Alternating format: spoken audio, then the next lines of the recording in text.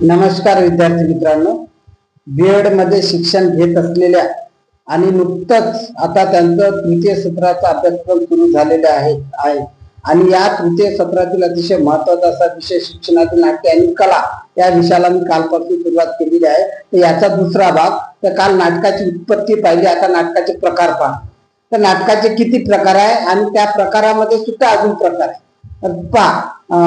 नाटकाचे जे प्रकार आहे, ट्रॅजेडी आणि कॉमेडी हे महत्वाचे. आपण कुठे पाहतो ट्रॅजेडी आणि कॉमेडी हा शब्द बऱ्याच जणांना माहिती आहे, त्याचं म्हणजे अर्थ सांगण्याची इतकी काही गरज आहे असं मला वाटत नाही. तर नाटकाचे जे प्रकार पाडलेले आहेत तर ते अरिस्टॉटल यांनी पाडलेले. अरिस्टॉटल ग्रीक विचारवंत आणि अरिस्टॉटल, प्लेटो, सॉक्रेटिस हे शिक्षण क्षेत्रामध्ये त्यांनी खूप मोठी भरीव कामगिरी केलेली आहे. आणि हे विचारवंत, शैक्षणिक विचारवंत या सत्राखाली, या घटकाखाली बीएडच्या प्रथम वर्षाच्या विद्यार्थ्यांना प्रथम सत्रात सुद्धा त्यांना यांचा अभ्यास आहे. तर अरिस्टॉटलने जे नाटकाचे दोन मुख्य प्रकार पाडलेले आहेत तर ते ट्रॅजेडी आणि कॉमेडी. तर ट्रॅजेडी म्हणजे काय?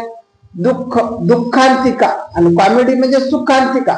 आणि कॉमेडी म्हणजे सुखांतिका म्हणजे आनंदाच्या प्रसंगात माणूस हसतो, याच्यातून हास्य निर्मिती होते. आणि मग ट्रॅजेडी, कॉमेडी अर्थातच दुःखांतिका आणि सुखांतिका याच्यानंतर सुद्धा नाटकाचे काही प्रकार आहेत.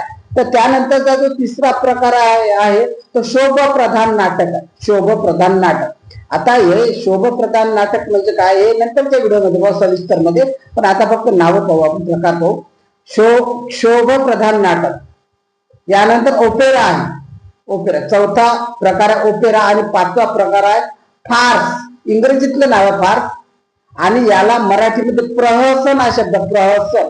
आता प्रहसन म्हणजे काय, फार्स म्हणजे काय, यानंतरच्या व्हिडिओत आपण पाहणार आहोत. पण आजच्या या व्हिडिओमध्ये हा भाग 2 आहे. यानंतर भाग 3, भाग 4, भाग 5 असं मी याला नाव देणार आहोत. आणि प्रत्येक टॉपिक कव्हर होणार आहे याच्यातून आणि कुठलाही टॉपिक सोडण्यात येणार नाही. थिअरॉटिकल भाग, व्याख्या आणि मुद्देसूद, जे दीर्घोत्तरी प्रश्न आहे, लघुत्तरी प्रश्न आहे, एका वाक्यात प्रश्न आहे, कुठले प्रश्न विचारू शकतात आणि प्रश्न कसे तयार करावे त्या सर्वांची सविस्तर चर्चा आपण या व्हिडिओ मधून करणार आहोत. तर ज्यांना बीएड म्हणजे ज्यांचं बीएड तृतीय सत्रामध्ये ज्यांना आता एक्झाम द्यायची आहे त्यांनी या व्हिडिओचं जर निरीक्षण केलं, बारकाईने निरीक्षण केलं तर त्यांना नक्कीच त्याचा फायदाही होणार आहे. आणि त्याचबरोबर जे आता बीएडच्या प्रथम वर्षाला ऍडमिशन करतील त्यांच्यासाठी सुद्धा, त्यांचं ऍडमिशन झाल्यावर लगेच मी ते सुद्धा व्हिडिओ अपलोड करणार आहोत. तर यानंतर चॅनल पाहत राहा थेट सामान्य माणसाकडे.